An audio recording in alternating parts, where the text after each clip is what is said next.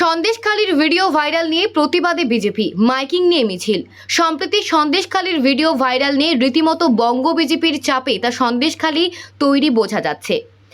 নেজাট Hatkola bypass মোড়ে BJP দলীয় পতাকা ফেস্টুন নিয়ে মাইকিং প্রচার শুরু করেছেন। তাদের দাবি, শাসক দলের নেতারা চক্রান্ত করে ভিডিও ভাইরাল করেছে, তাতে বিজেপি কর্মী সমর্থকদের দামানো যাবে না। তাই আজকে আমরা মিছিল করছি। পাশাপাশি মাইকিং প্রচার থেকে তারা বলেন, বিজেপিকে এইভাবে কালিমালিপ্ত করা যাবে না। প্রশ্ন হচ্ছে, যেখানে বিজেপি সন্দেশখালী এক গঙ্গাধর কয়াল ও 2 মণ্ডল সভাপতির শান্তির দলুই সন্দেশখালী ঘটনা যেভাবে চিত্রনাট্য প্রকাশ্যে এনেছে, তা রীতিমতো রাজ্য দেশের রাজনীতিতে বিজেপি অস্বস্তিতে পড়েছে। কিন্তু বিজেপি কর্মী সমর্থকরা মানতে নারাজ। কিছু ফেক নিউজ ছড়াচ্ছে যাতে বিজেপিকে কালিমালিপ্ত করা হচ্ছে, এমনটাই জানালেন সন্দেশখালী 1 নম্বর ব্লকের বিজেপি মণ্ডলের সাধারণ সম্পাদক স্বপন দাস।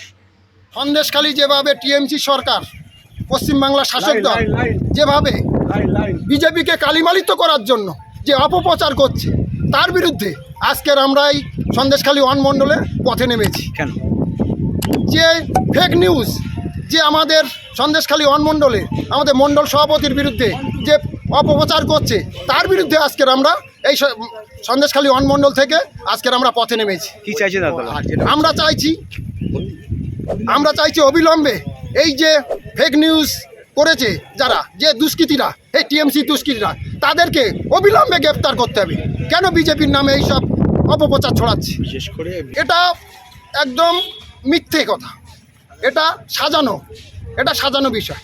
এই বিষয়ের উপরে আজকের আমরা এই মিথ্যে প্রচারের জন্য আজকের আমরা এই বিক্ষোভ মিছিল করছি। আপনার নাম? স্বপন দাস, সন্দেশখালী 1 মণ্ডলের সাধারণ সম্পাদক।